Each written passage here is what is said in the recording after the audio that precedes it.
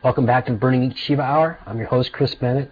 This is part 3 of our series on Biblical Hemp, all about Eve. Regardless of which sacred drug plant may have been symbolized by the apple, it was a controlled substance, and eating it resulted in the first drug bust of prehistory, according to drug historian Michael Aldrich, for which Eve has borne the responsibility and the blame.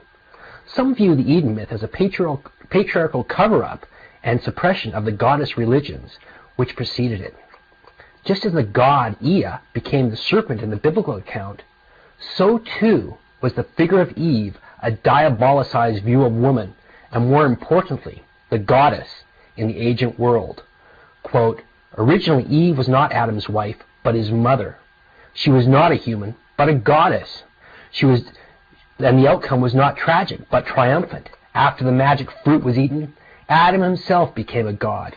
What was originally involved was probably a psychedelic sacrament, like the Eleusinian festival in Athens, in which the worshippers ate certain hallucinogenic foods and became one with the mother goddess. End quote, Robert Anton Wilson.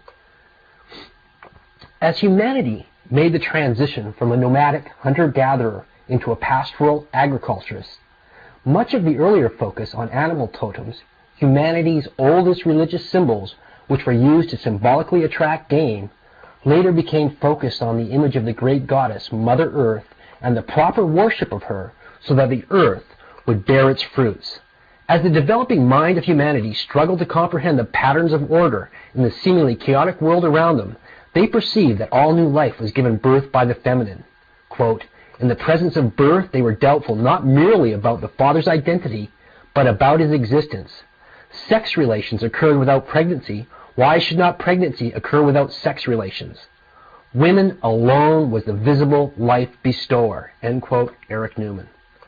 This primeval concept of the female as a sole creatrix of life gave rise to the Great Mother, and thus many of the most ancient surviving religious artifacts are images of the female form.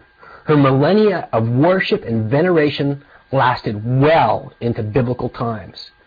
It is believed that women, who acted as the gatherers in the early nomadic clan, were the first to recognize how the plants they collected propagated themselves, and this led to the development of agriculture.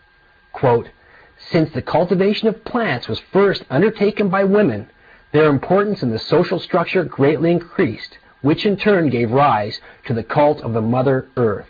End quote, Rafael Patai. Case in point on this, even the name Earth comes from the name of the Germanic goddess, Eartha. So that's how close this relationship is.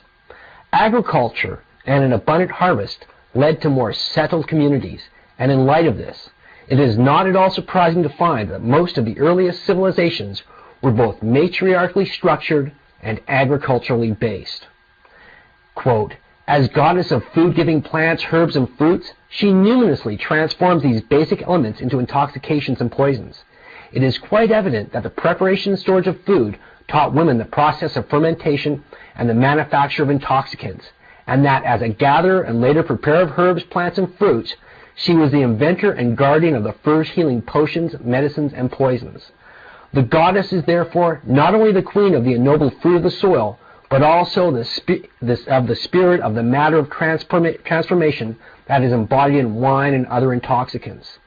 In the pile dwellings of the Stone Age, we already find evidence of the growing of poppies, the typical plant of the goddess.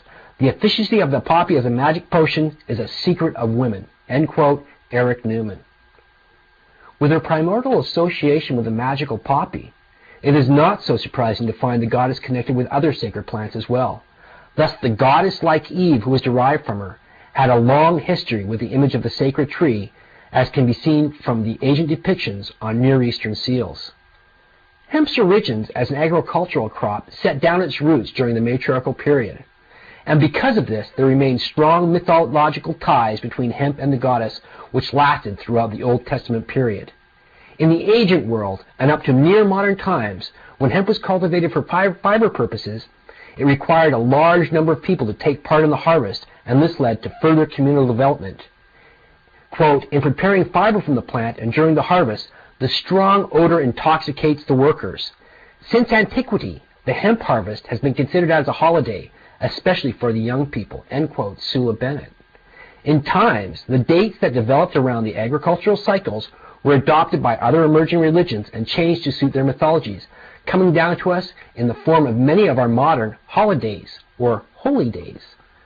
The ancient Canaanites and later Hebrews paid particular reverence to a Near Eastern goddess known by the name Asherah, whose cult was particularly focused around the use of hemp. When we come back, we'll discuss this ancient Hebrew goddess, Asherah, which some have called the wife of Jehovah, and her relationship with the sacred cannabis, tree of life.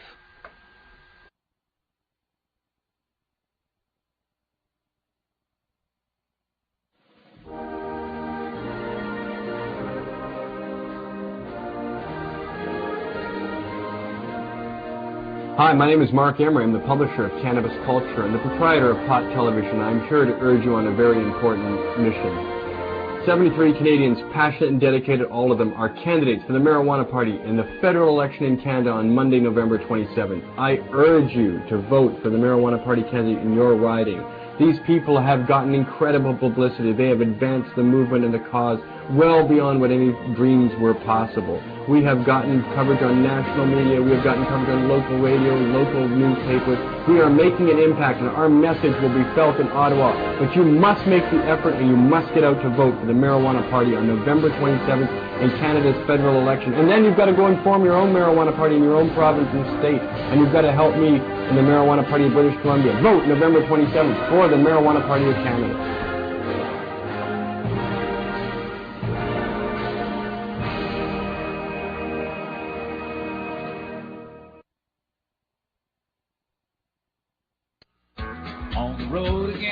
Nearly 700,000 Americans were arrested on marijuana charges last year. That's an enormous waste of law enforcement resources and terribly unfair to those arrested and their families. It's time we stopped arresting adults who smoke marijuana responsibly. For more information, visit NORML's website at www.normal.org or call toll-free 888-67-NORMAL and tell them Willie sent you.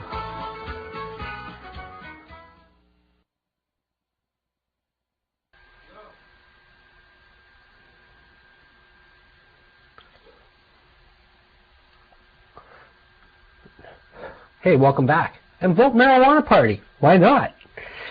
Give truth a chance.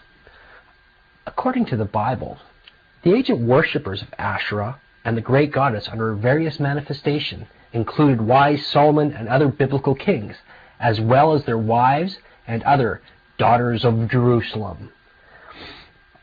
Quote, there is a classic Greek term, cannabism, which means to smoke cannabis. Cannabism frequently took the form of inhaling vapors from an incense burner, in which these resins were mixed with other resins, such as myrrh, balsam, frankincense, and perfumes.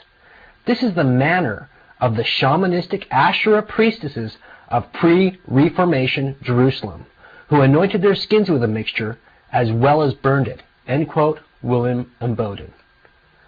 Icons dedicated to Asherah have depictions of a sacred tree or plant, most likely made as a visual reference to the hemp that her followers grew and revered, utilizing it as an entheogen, but also as a food and oil source, along with using its fibers in ritual weavings. Sula Bennett believed that it was here, amongst the worshippers of the goddess, that the cultist use of cannabis originated in the Near East. Quote, taking into account the matriarchal element of Semitic culture, one is led to believe that Asia Minor was the original point of expansion for both the society based on the matriarchal circle and the mass use of hashish. End quote. Sula Bennett. An ancient ivory cosmetic casket lid from the 14th century site of Menet el Bediah, that's 14th century BC, depicts the goddess herself in the role of the tree of life, offering two caprids vegetation which closely resemble buds of cannabis. Quote, this depiction seems to indicate finally the explanation of the biblical reference to the Asherah as a natural or stylized tree in the fertility cult. This was the symbol of the mother goddess, now known from the Ras Shamra text as Asherah. The tree of life is called Asherah in the Old Testament. End quote, Professor John Gray.